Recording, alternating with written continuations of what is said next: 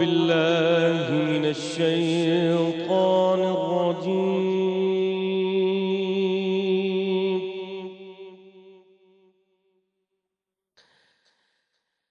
بسم الله الرحمن الرحيم.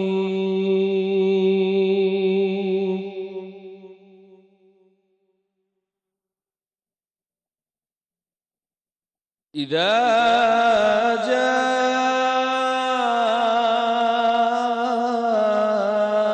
نصر الله والفتح ورأيت الناس يدخلون في دين الله أفواجا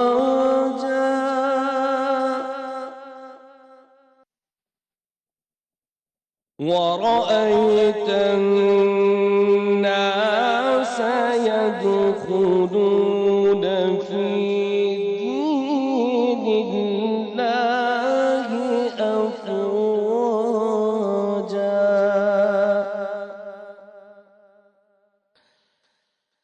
فسبح بحمد ربك واستغفره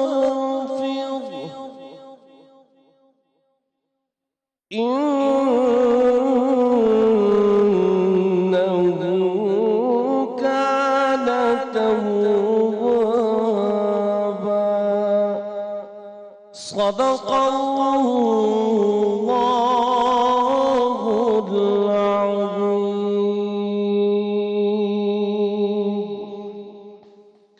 ترجمہ شروع اللہ کے نام سے جو بڑا مہربان اور نہایت رحم کرنے والا ہے.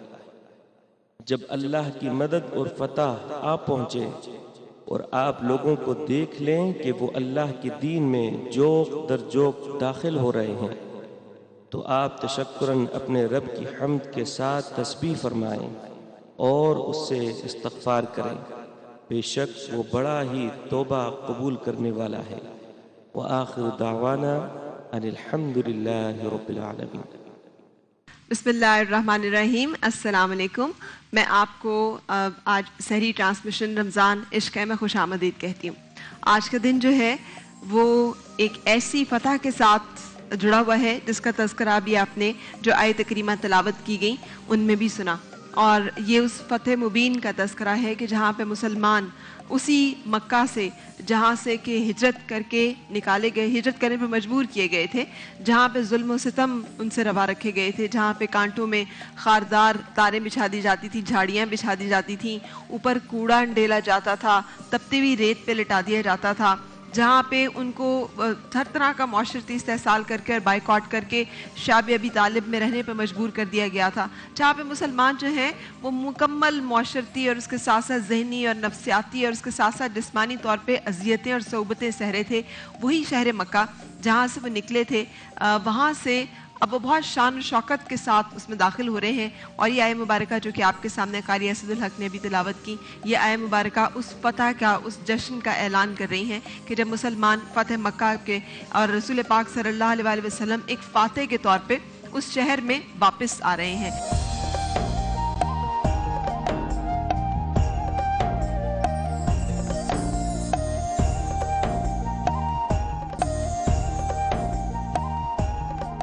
آج کا دن جو ہے وہ فتح مکہ کے ساتھ منسوب ہے.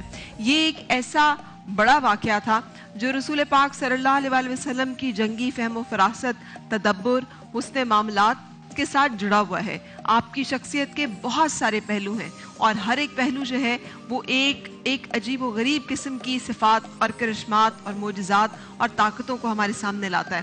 آج کا دن جو ہے وہ آپ کی ایک جرنیل کے طور پہ، ایک سپہ سالار کے طور پہ، ایک لیڈر کے طور پہ، جو آپ کی دور تک دیکھنے والی نظر تھی، جو معاملہ فہمی تھی، جو فہم و فراست تھی، اس کا منہ بولتا ثبوت ہے.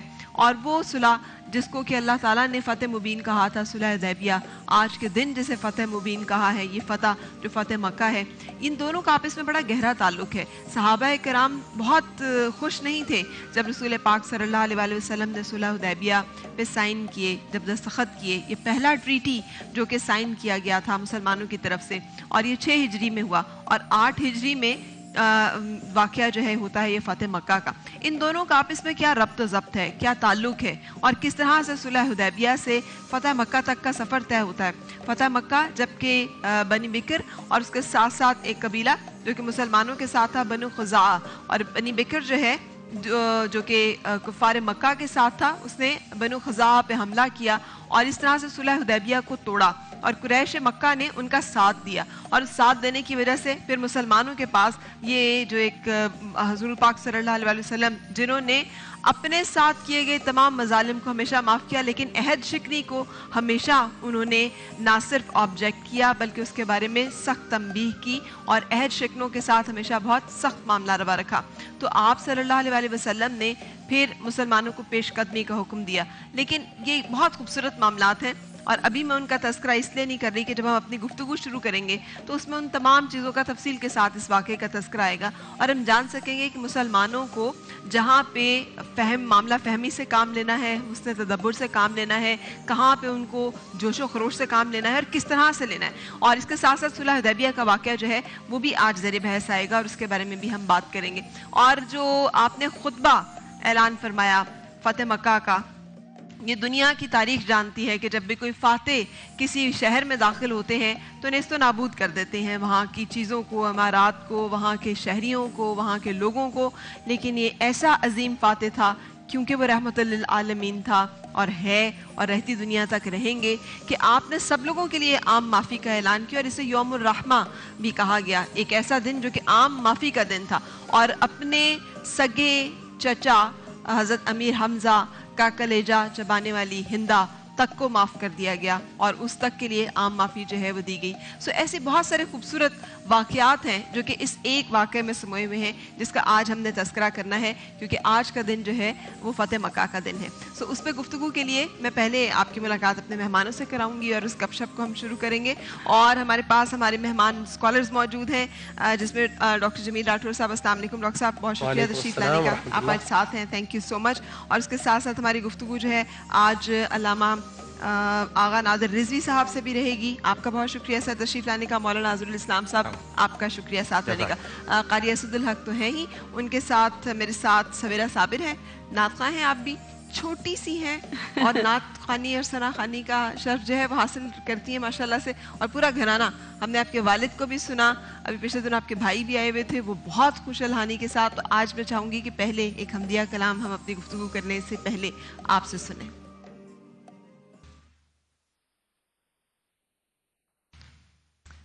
जी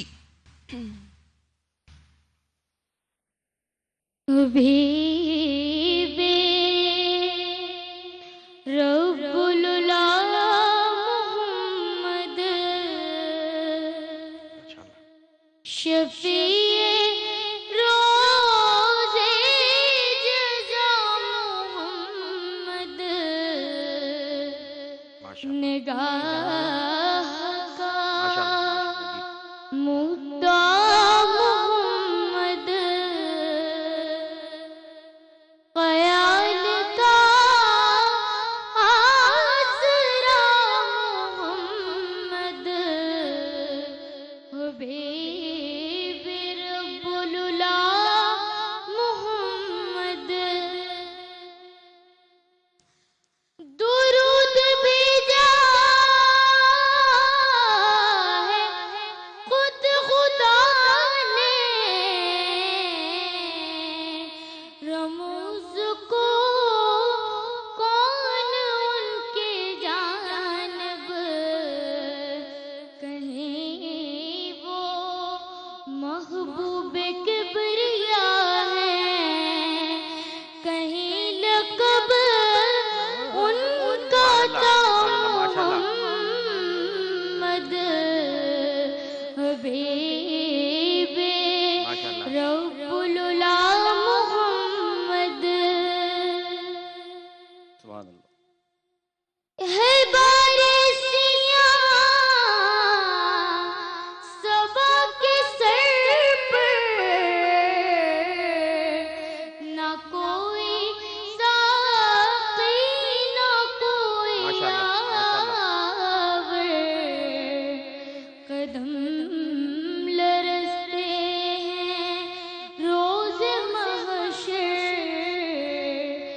قدم لرزتے ہیں روز محشر سنبھالیے آگے یا محمد ماشاءاللہ حبیب رب العلا محمد.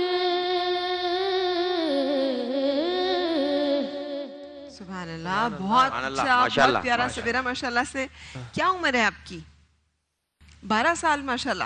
اور اتنی کم عمری میں ہی اتنی خوبصورت آپ کو اللہ تعالیٰ نے آواز اور انداز بخشا ہے ماشاءاللہ. بہت خوبصورت ماشاءاللہ. پاکستان کی آواز بنی ہے پچھلے سال یہ، بالکل. اور گاڑی بھی ون کی ماشاءاللہ پچھلے سال. اچھا، واہ واہ، اپنی گاڑی کی مالکہ بھی ہیں. جی واہ، کیا بات ہے. سو ہم اپنی گفتگو کو آگے بڑھائیں گے، لیکن اس سے پہلے ہمیشہ کی طرح ہمیں ایک بریک کے لیے رکنا ہے، اور پھر ہم آج اپنی گفتگو جو ہے وہ کریں گے 2 چیزوں کے اوپر. ایک تو فتح مکہ مسلمانوں کے لیے کیسے سیلیبریٹ کرنا، انہوں نے اپنی خوشی کو، اور اسلام ہمیں کیا درس دیتا ہے انسانیت کا، اور اس کے ساتھ جڑا ہوا وہ رحم کا، وہ معاف کر دینے کا، وہ ایک حکم جو کہ حکم ربی بھی ہے اور حکم رسول صلی اللہ علیہ وآلہ وسلم بھی. سو آج ان تمام چیزوں کے بارے میں بات چیت ہوگی، لیکن اس سے پہلے ایک بریک.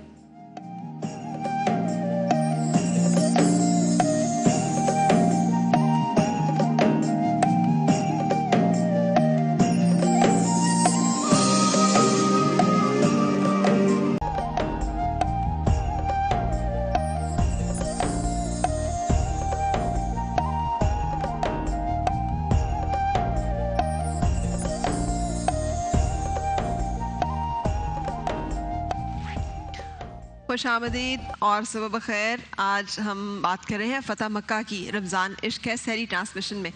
اور کیا دن ہوگا وہ جب وہ مسلمان جو ستائے گئے، جو جن پہ ظلم و ستم روا رکھے گئے، وہ داخل ہو رہے ہوں گے پوری شان و شوکت کے ساتھ، اور نبی پاک صلی اللہ علیہ وآلہ وسلم اپنی اونٹنی قصبہ پہ سوار مکہ کے اندر داخل ہوئے ہوں گے، اور کیسے آپ صلی اللہ علیہ وسلم اپنے عصا مبارک سے بتوں کو ضرب لگاتے اور کہتے جاتے کہ حق آ گیا اور باطل مٹ گیا، اور بے شک باطل مٹنے کے لیے ہی ہے. اور اسی طرح سے جیسے آپ نے لوگوں کو عام معافی دی، اور ان لوگوں کو بھی معاف کیا جنہوں نے آپ کا دل دکھایا تھا. ہندا کا میں نے ذکر کیا جس نے حضرت امیر حمزہ کا کلیجہ چبایا تھا، آپ نے بھی اسے بھی معاف کر دیا اور کہہ دیا صرف میرے سامنے مت آیا کرو. اور کیسے حسب نسب کا غرور پاش کیا، اور سب سے بڑا جو بت اس قبائلی رسم و رواج میں ایگزسٹ کرتا تھا نسلی تفاخر کا، اس کو کیسے توڑا کہ اس غلام کو جسے تپتی ریت پہ لٹایا جاتا تھا اور جس کو اذیتیں دی جاتی تھیں، حضرت بلال حبشی رضی اللہ تعالیٰ عنہ انہیں حکم دیا کہ کعبے کی چھت پہ چڑھو اور اذان دو. تو یہ تمام جو ایک شان و شوکت کا مظہر ہے، آج ہم نے اس واقعے کو تفصیل کے ساتھ ڈسکس کرنا ہے اور جاننا ہے کہ اس کے حاصل کرنے تک مسلمان آخر وہ کون کون سے مراحل سے گزرے ہیں، اور ان مراحل سے ہمیں آج کی زندگی میں اور آج کے دور میں کیا اسباق ملتے ہیں. تو ڈاکٹر صاحب، کیا عوامل کار فرما تھے؟ آخر ہم نے غزوہ بدر بھی دیکھا، غزوہ احد بھی، پھر صلح حدیبیہ بھی ہے، اور پھر اس کے بعد فتح مکہ تک کا یہ جو سفر ہے پورا، اس سفر کی کچھ ہمیں احوال سنائیے، بتائیے. بسم اللہ الرحمن الرحیم. سب سے پہلے تو میں کہوں گا کہ فوری عوامل ضرور تھے، انشاءاللہ ہم بعد میں اس پر گفتگو کریں گے، لیکن میں دیکھتا ہوں کہ تاریخ حق و باطل میں خیر و شر کے ہزاروں معرکے ہوئے، لاکھوں افراد نے جام شہادت نوش کیا، لیکن واقع بدر سے لے کر غزوہ بدر سے لے فتح مکہ تک یہ دنیا کے ایک منفرد واقعات ہیں کہ جن میں حق و باطل کی تمیز کی گئی. لہٰذا یہ وہ غزوات ہیں کہ جن میں مظلوم کو ظالم کے سامنے سر اٹھانے کا موقع ملا، جھوٹوں کے بالمقابل سچوں کا سر فخر سے بلند ہوا، اور وقت کے فرائنہ اور نماردہ جو کہ اپنی عسکری طاقت اور اپنے گھمنڈ کی وجہ سے جو لوگوں کو اپنے سامنے جھکاتے تھے، ان کا زوم باطل خاک میں ملتے ہوئے دیکھا. اور میں یہ سمجھتا ہوں کہ یہ غزوات ان کا آغاز تو اسی وقت ہو گیا تھا کہ جب کفر و شرک سے جلتے ہوئے معاشرے میں اور ظلمت و بربریت سے سلگتے ہوئے سماج میں حضور اکرم صلی اللہ علیہ وسلم نے صفا کی پہاڑ پر کھڑے ہو کر اعلاء کلمت الحق بلند کیا تھا. اور مجھے کہنے دیجئے کہ یہ آغاز تو اسی وقت ہو گیا تھا کہ جب لات منات عزا حبل یغوث یعوق نصر بد سوا کے بالمقابل حضور اکرم صلی اللہ علیہ وسلم نے ایک خدائے وحدہ لا شریک کے سامنے سر بسجود ہونے کا اعلان کیا تھا. اور یہ غزوات کا آغاز تو اسی وقت ہو گیا تھا کہ جب فانان نبوت वदा की वादियों से तुलू हो रहा था और अंधेरे उस रोशनी के बिलमुकाबिल अपनी बका की जंग लड़ने के लिए सफबंदी का आगाज कर चुके थे। एक कह रहा था क़ूलू ला इलाहा इल्लल्लाह तुफ्लिहू, और दूसरा कह रहा था तब्बल लक अम्मा जमाना। ये आगाज तो उसी रोज हो गया था जब तपते हुए रेगजारों पर आपके गुलामों को लिटाया जाता था। सरकार कायनात सल्लल्लाहु अलैहि वसल्लम के कांधे पर ऊंट की सड़ी हुई ओजड़ी लाकर डाल दी जाती थी। ये आगाज तो उसी वक्त हो गया था। लेकिन फतह मक्का की जब हम बात करें, सुलह हुदैबिया में आपको पता है कि मुसलमानों को बदतरीन दहशतगर्दी ये की गई कि उनकी इबादत से रोक दिया गया। दुनिया में आज इबादत से रोकने का कोई कंसेप्ट नहीं है, उस वक्त भी नहीं था, लेकिन बाकायदा रोक दिया गया। और फिर अगले साल की बात, और फिर पैक्ट किया गया कि जनाब हम आपके मुआहिद, हमारे मुआहिद, एक दूसरे का एहतराम किया जाएगा, एक दूसरे को इन्वेड नहीं किया जाएगा, जुल्म और सितम नहीं किया जाएगा। वो सारे उनकी इश्क़े मौजूद है। लेकिन हुआ ये कि कबीला बनु बकर जो के अलाइज थे मक्का के रहने वालों के, और बनु खुजा जो के अलाइज थे हुजूर अकरम सल्लल्लाहु अलैहि वसल्लम मुसलमानों के, कबीला बनु बकर ने अचानक बनु खजा पर हमला कर दिया। उनके 40 अफराद कत्ल और शहीद कर दिए गए। बल्कि कत्ल कर दिए गए, वो मुआहिद थे, उनको कत्ल कर दिया गया। अब ताजदार कायनात सल्लल्लाहु अलैहि वसल्लम सुबह उठते हैं तो आप उम्मुल मोमिनीन आयशा सिद्दीक़ा से कहते हैं कि बनु खुजा के ऊपर एक क़यामत सुगरा बपा हो गई है। तो उम्मुल मोमिनीन पूछती हैं, या रसूलल्लाह ये क्या हो गया, क्या फतह मक्का वाले गालिब आ जाएंगे? आपने फरमाया कि नहीं, ये अल्लाह की तकदीर से हुआ है और इसके बेहतर नताइज निकलेंगे। 3 दिन तक मदीनतुल मुनव्वरा के लोग इंतजार करते रहे कि हुजूर ने जो वाकया बताया था अभी तक रोनुमा नहीं हुआ, इंतजार करते रहे। तीसरे दिन वो बनु खुजा के लोग रोते धोते हुजूर के पास आए और कहा कि ये वाकया हो गया है। और फिर हुजूर अकरम सल्लल्लाहु अलैहि वसल्लम ने उनको लिखा कि 3 चीजें, या तो कसास दिया जाए, या फिर बनु बकर से अपना मुआहिदा तोड़कर उनको आजाद कर दिया जाए, या फिर जो सुलह हुदैबिया है उसको खत्म कर दिया जाए। अब वो घुमंडी लोग फराइना और नमारिदा हमेशा से कब झुकते हैं? उन्होंने कहा कि सुलह हुदैबिया खत्म होता हो जाए, हम कबीला बनु बकर की दोस्ती से बाज आने वाले नहीं है। चुनांचे अब जो कायनात के सबसे बड़े मुआहिद थे, एग्रीमेंट करने वाले थे, हुजूर अकरम ताजदार कायनात सल्लल्लाहु अलैहि वसल्लम करने वाले थे माहिदात की। और आखिरी बात मैं ये कहूंगा इस ज़िमन में कि देखिए अब तक जितनी भी जंगें हुई हैं, लोग कहें कि जनाब इस्लाम जंगों की वजह से फैला, नहीं, इस्लाम ने 2 चीजें बताई है कि इस्लाम फैलाना है तो मोहब्बत से, अफ़्व दरगुजर से, तहम्मुल से, बुर्दबारी से, मवाइज़ हसना से। लेकिन जब इस्लाम को बचाने की बात हो तो फिर तलवार उठाना नागुज़ीर हो जाता है।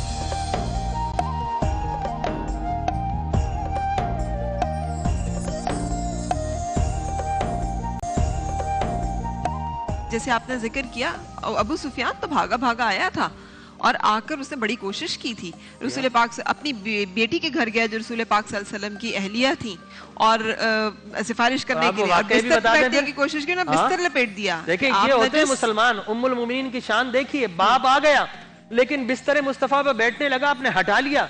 कहा कि बेटी ये क्यों हटा दिया? फरमाया कि आप मुशरिक हो, मुशरिक नजिस होता है और मेरे नबी तो पाक है, तो मैं पाक बिस्तर पर मुशरिक नहीं बैठ सकता। बेटी ने बाप को नहीं बैठने दिया। हजरत अबू बकर रज़ियल्लाहु तआला अन्हु के पास गए, हजरत उमर फारूक रज़ियल्लाहु तआला अन्हु के पास गए, हजरत अली करमुल्ला वजह के पास गए, सैयदुल फातिमातुज़ ज़हरा के पास गए इस सिफारिश के लिए कि सुलह हुदैबिया को बरकरार रखा जाए। लेकिन रसूल पाक सल्लल्लाहु अलैहि वसल्लम चूंकि इरादा फरमा चुके थे और अल्लाह ताला की मशीयती इज़्ज़ती यही थी, तो वो फिर नहीं इस तरह से हो सका, नहीं हो सका। अच्छा, मैं इसमें यहाँ खास बात ये बताना चाहूंगा अपने व्यूअर्स को, देखने वालों को, कि देखिए इससे पहले जितनी भी जंगें हुई, लोग कहेंगे कि जनाब इस्लाम ने जंग के जरिए फैला, नहीं जनाब।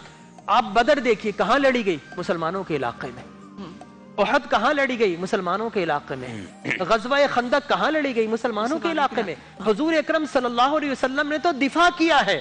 अब चूंकि एग्रीमेंट की खिलाफ वर्जी हुई है, लिहाजा मुआहिदे में रसूल अकरम सल्लल्लाहु अलैहि वसल्लम से बढ़कर मुआहिदे पर अमल करने वाला कोई नहीं था, लिहाजा अब आप निकले हैं। उस मुआहिदे की भी थोड़ी सी तफसील, सुलह हुदैबिया का भी जिक्र हो जाए, इसलिए कि सहाबा कराम तो बड़े उस पे भी नाला थे। उनको लग रहा था कि हम جان دے سکتے ہیں, ہم لڑ سکتے ہیں, تو ہمارے نبی نے کیوں ان شرائط پہ معاہدہ سائن کیا کہ اگر مکہ سے کوئی شخص آئے گا تو اسے واپس کر دیا جائے گا, جبکہ مدینہ سے اگر کوئی شخص مکہ آئے گا تو اس کو واپس نہیں کیا جائے گا, اور اگلے سال حج کے لیے مسلمان جو ہے وہ آئیں گے, اور یہ کہ ایگریمنٹ کیا جائے گا اور دونوں ایک دوسرے کے جو بھی حلیف ہیں ان کے اوپر کسی بھی قسم کی جنگ مسلط نہیں کریں گے. تو کچھ اس اعوذ باللہ من الشیطان اللعین الرجیم, بسم اللہ الرحمن الرحیم, اللہم صلی علی محمد وآل محمد علی لعنت اللہ قتل امیر المومنین.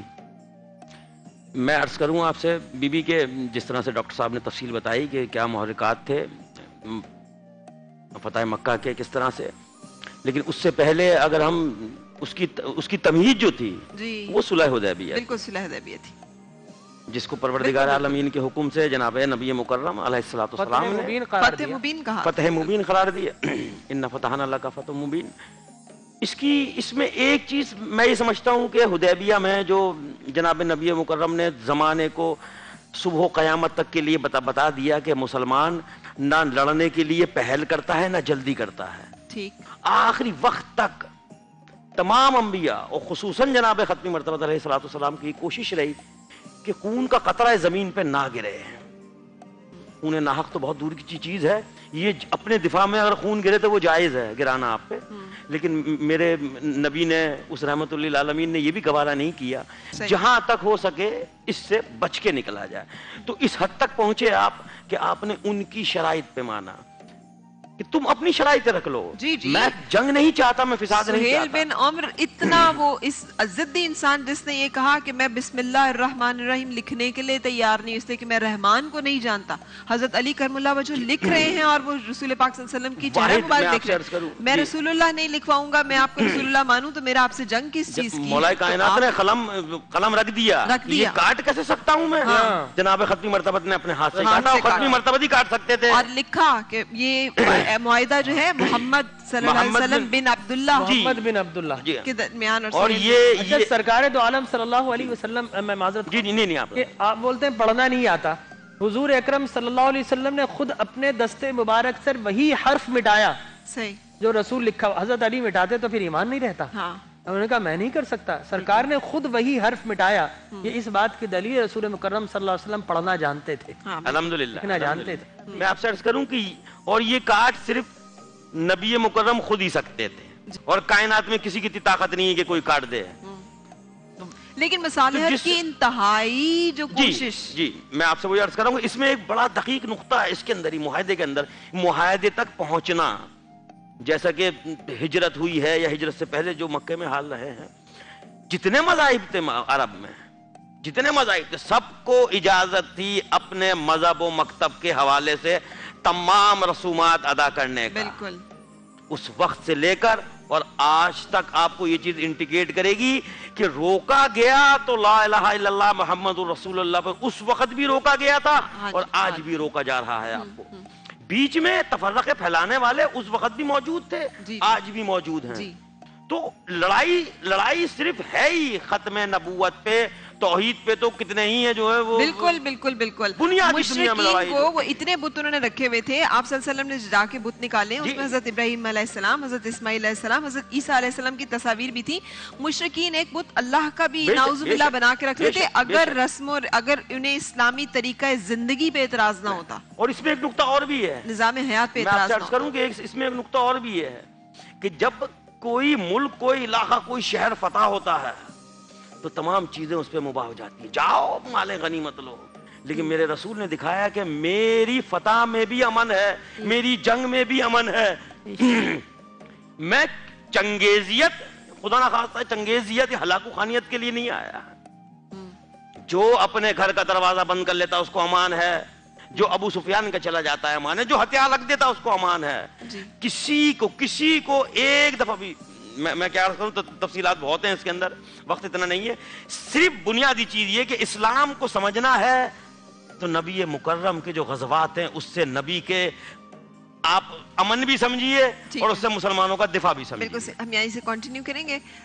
डॉक्टर बिल्किस जो हैं वो अपनी कुछ टिप्स जो हैं वो शेयर करेंगे, लेकिन उससे पहले मौलाना साहब मैं आपसे भी सुलह हुदैबिया से लेकर ये जो फतह मक्का तक का जो सफ़र है, इसका जो सबक है हम मुसलमानों के लिए आज के दौर के हवाले से कुछ आपसे उसका भी तज़किरा करेंगे, लेकिन उससे पहले हम एक ब्रेक के लिए रुक रहे हैं और फिर आपसे मिल रहे हैं।